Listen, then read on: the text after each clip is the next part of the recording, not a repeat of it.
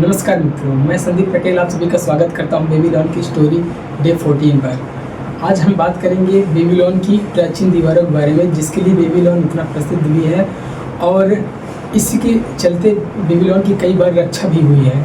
तो आज उसी दीवार के बारे में हम बात करने वाले हैं कि कैसे एक बूढ़ा व्यक्ति जो बेबीलोन का पहले का सैनिक था, पुराना सैनिक था, इसमें वो बूढ़ा हो चुका है और बता रहा है कि कैसे बेबीलोन में दीवारों ने बेबीलोन की रक्षा की।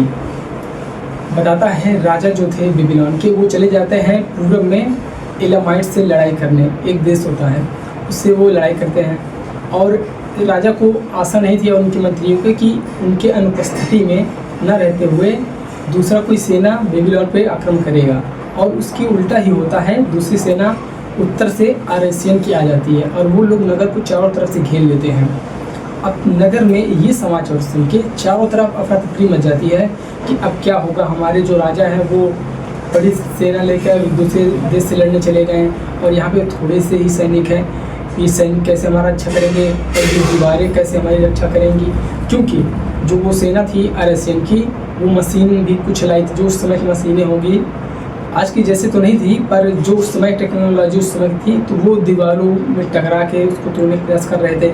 और लोग जो थे सैनिक उधर के, वो तख्ते लाए थे, मतलब लकड़ी के तख्तों को बना बना के ऊपर वो उसके सहारे चढ़ने का प्रयास कर रहे थे। जैसे आजकल प्लास्टर देखते बालू बांस का करते हैं ना, तो बांस का बांध देते हैं तो सीढ़ी तरह चढ़ते हैं, तो उस तरह वो बना के चढ़ने लगते हैं। सैनिक जितना चढ़ते जाते थे, उधर से बेबीलोन की जो सेना थी, क्योंकि वो सामने जाके लड़ नहीं सकती थी क्योंकि बहुत कम थी, तो वो ऊपर से गर्म तेल डालते थे जो भी चढ़ते थे ऊपर।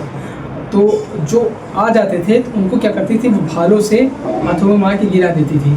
जैसे आपने केसरी फिल्म में देखी होगी तो आपको याद होगा, जब अक्षय कुमार और जो बाकी सरदार थे उस किले में फंस जाते हैं और वहाँ की जो सेना होती है शत्रुओं की, वो आती है तो कैसे रस्सियों से ऊपर दीवार पर चढ़ती है। जो लोग ऊपर आ जाते हैं तो उनको बंदूक से मार के नीचे गिरा देते हैं और एक ढेर सा बन जाता है।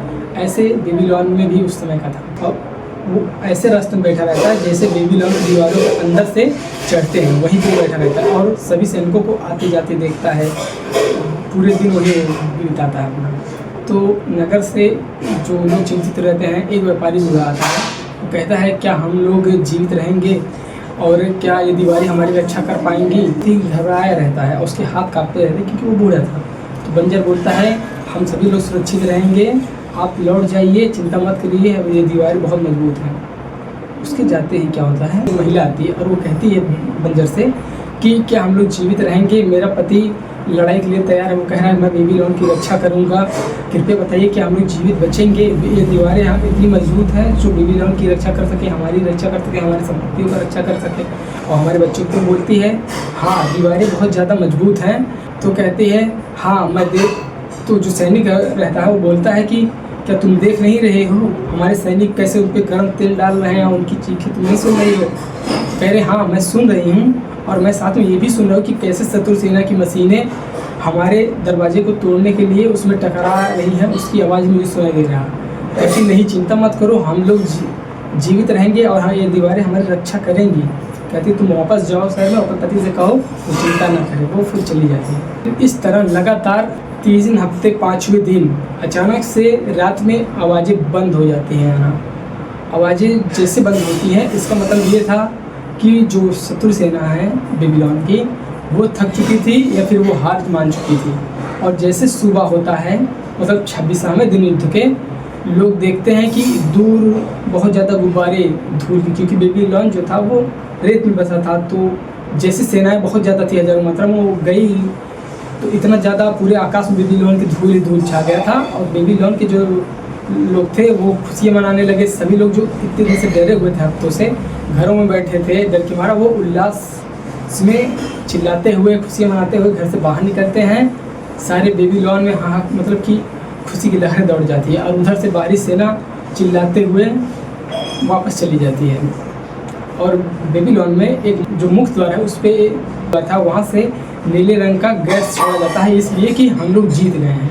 तो इस स्टोरी से पता चलता है कि जो दृढ़ता हो तो दृढ़ता से कोई काम करेंगे तो आप जीवित रहेंगे। और ये बताता है बेबीलोन की महान दीवारें कि लोगों के उस समय अपने चीज़ों को लेके, अपने लोगों को लेके कितना उनमें कितनापन था और कितना वो चिंतित थे कि इतनी बड़ी महान दीवार बनाए थे ताकि लोग जीवित रह सकें और अच्छे से जीवन यापन कर सकें। इस आशा करता हूँ आप सभी को स्टोरी अच्छी लगी होगी।